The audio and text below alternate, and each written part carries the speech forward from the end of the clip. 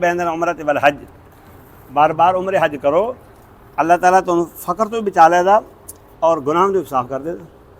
तो बार बार का मतलब है कि अज उम्र किया है 6 महीने बाद फिर कर लो, साल बाद फिर कर लो, लग पता जाएगा।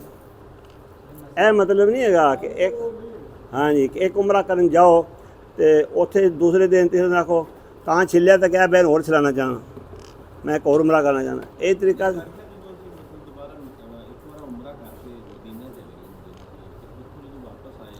हाँ तो ठीक है, तुम मिकात तो गुजरने उतो कर सकते, क्यों मिकात आ गई, बस वो तो एहराम बन लो तो उम्र कर लो।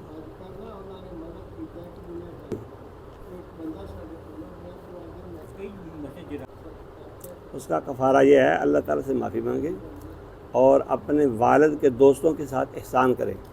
नबी सल्लल्लाहु अलैहि वसल्लम ने वालिदैन के जो अहबाब दोस्त रिश्तेदार हैं ख़ासकर और बिलअमूम सारे दोस्त अहबाब, उनके साथ एहसान करना भी ऐसे है जैसे अपने वालिदैन के साथ एहसान करना।